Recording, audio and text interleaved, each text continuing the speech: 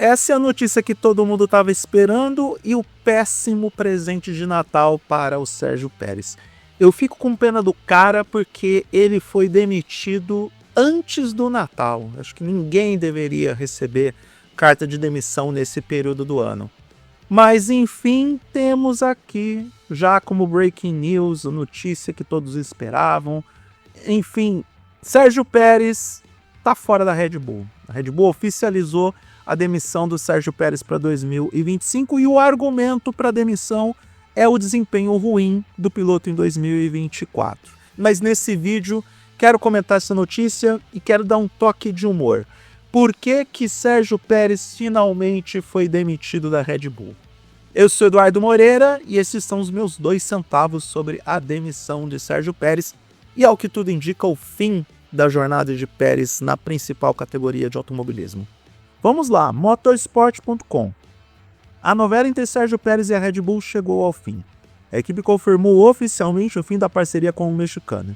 Com isso, o piloto de Fórmula 1 deixa de ser companheiro de equipe de Max Verstappen após uma temporada muito difícil. E de fato, os números jogam contra o Sérgio Pérez em todos os níveis.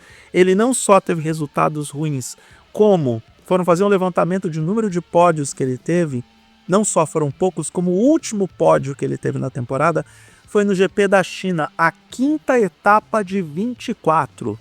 Ou seja, ele só conseguiu ir para o pódio enquanto o carro ainda estava com boa performance. Depois disso, a Red Bull foi ladeira abaixo e ele foi além da ladeira. Ele foi parar no fundo do poço mesmo. Os rumores começaram ainda no meio da temporada, quando o desempenho de Pérez começou a cair drasticamente em relação ao tetracampeão. Apesar disso, o mexicano assinou uma extensão de seu contrato para mais 2 temporadas em junho. A permanência do piloto começou a ser ainda mais questionada e criticada após o GP de Mônaco, quando ele não conseguiu avançar para o Q2 e acabou batendo ainda nas primeiras voltas na dupla da Haas, Kevin Magnussen e Nico Hülkenberg. Eu me lembro muito bem dessa porrada que o Sérgio Pérez deu no GP de Mônaco. Aquilo foi assustador e meio que foi o início do fim dele na Red Bull. Se bem que a temporada de 2023 do Sérgio Pérez já foi muito questionada, porque ele quase perde o vice-campeonato para o Lewis Hamilton.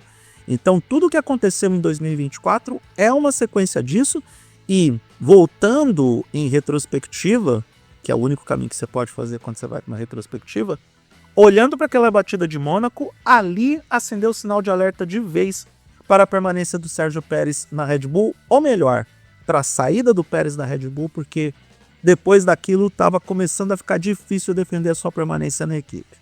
Na época, Christian Horner justificou a escolha por Pérez, dizendo que a parceria entre Checo e Verstappen ainda estava rendendo bons frutos.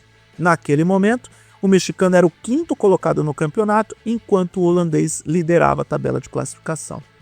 Em 2024, Pérez conseguiu ter boas corridas até o GP de Miami, variando entre a 2ª e a 5ª posição. Foi a partir do GP da Emília-Romagna que o piloto começou a enfrentar problemas e batalhar para conseguir se manter na zona de pontuação. E aí o próprio motorsport.com fala algo interessante, que o Pérez teve essa boa sequência de resultados porque eram circuitos de rua. Basicamente por isso, ele conseguiu pontuar e conseguiu uma boa performance nas pistas que eram em circuitos de rua e numa sequência de circuitos de rua. Se você pegar Miami, Azerbaijão, enfim, as provas, Mônaco, todas essas provas que eram em circuito de rua, ele foi bem. E aí ele teve a sorte de ter uma sequência dessas corridas do calendário. O mexicano teve 4 abandonos: Mônaco, Canadá, Catar e Abu Dhabi. Ficou 4 vezes completamente fora dos pontos. Desde a corrida de Imola, o piloto não conseguiu terminar acima da 6ª posição, e isso acabou sacramentando a saída dele da Red Bull.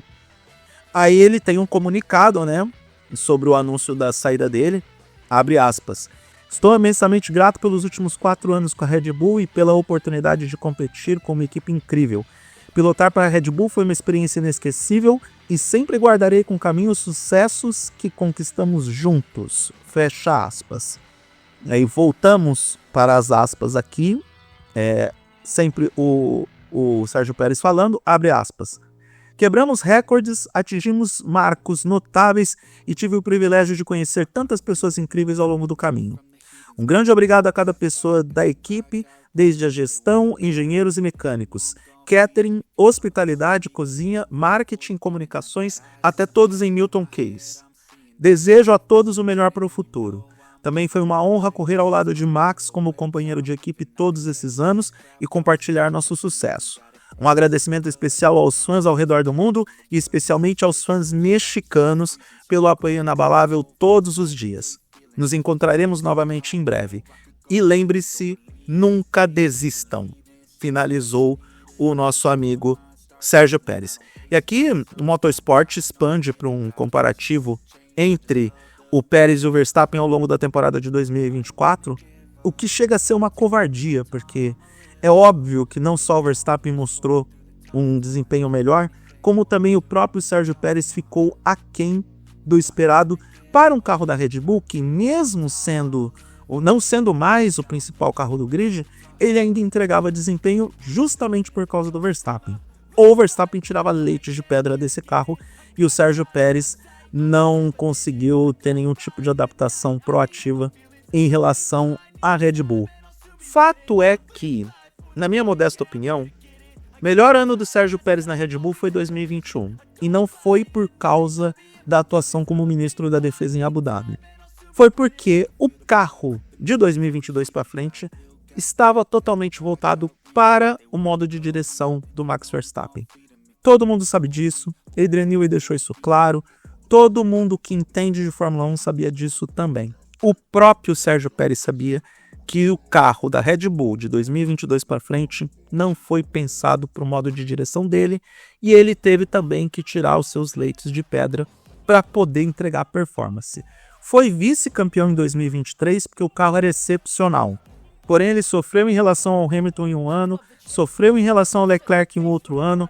Ele teve uma série de dificuldades ao longo do ano com a dirigibilidade do carro e também não dá para também ficar relativizando muito em função do desempenho do Pérez de forma individual, porque mesmo com todas as dificuldades apresentadas para ele e para o Verstappen, o Max Verstappen acabou desempenhando melhor, tão melhor que garantiu a esmagadora maioria de pontos dentro da Red Bull. E, sinceramente, eu acho que o Sérgio Pérez deu o que tinha que dar e entendo que a Red Bull teve muita paciência com ele. Normalmente, esse piloto seria limado antes, levando em consideração a pouca paciência que, por exemplo, o Helmut Marko tem para poder mandar piloto embora. Então, olha, parece que alguém contou qual era o grande segredo que o Sérgio Pérez tinha guardado em relação ao Christian Horner. Isso lá do caso do Horner Gate. Eu adoro lembrar desse caso porque foi uma das explicações que eu dei para permanecer com o Sérgio Pérez na equipe. E quem deve estar muito bravo essa altura do campeonato é o Antônio Pérez, o pai do Sérgio Pérez.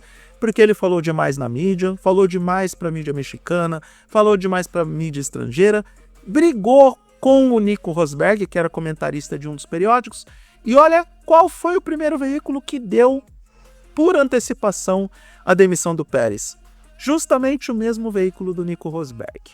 Algo me diz que o piloto alemão campeão do mundo está bem feliz com isso, deve estar se divertindo pra caramba e já deve ter dado parabéns pela promoção do Liam Lawson, porque para mim é ele quem será promovido como piloto da Red Bull para 2025. Não imagino o Yuki Tsunoda como piloto ao lado de Verstappen, pelo menos não por causa só da capacidade do Tsunoda, mas também porque eu não vejo ele com futuro na Red Bull a partir do momento que a Honda sair efetivamente da equipe dos energéticos. Não nos esqueçamos que a Red Bull tem parceria com a Ford.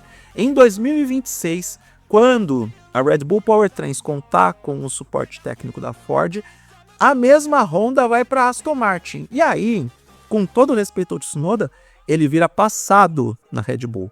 Mas eu falo sobre isso em outro vídeo, eu devo gravar um outro vídeo no futuro, porque, caramba, as coisas estão acontecendo na Fórmula 1 mesmo quando a gente está tentando entrar em férias. E não é só a Fórmula 1 que está tirando o meu sono não, tá? O mercado de tecnologia está lançando smartphones a dar com pau. Motorola lançou 2 dispositivos no Brasil, sendo que um deles não tem nem preço, nem vai chegar ao mercado. Mas De qualquer forma, estão tentando tirar o sossego de quem produz conteúdo no final do ano. Mas é isso. Eu prometo escrever um artigo sobre a saída do Sérgio Pérez em breve lá no oeduardomoreira.com.br. Por isso eu convido que você visite o blog quando você tiver tempo ou vontade. Vale a pena você ler os artigos. São bem humorados, bem escritos. E é isso. Um grande abraço para todo mundo. Obrigado por ter ficado até aqui nessa edição extraordinária e até a próxima.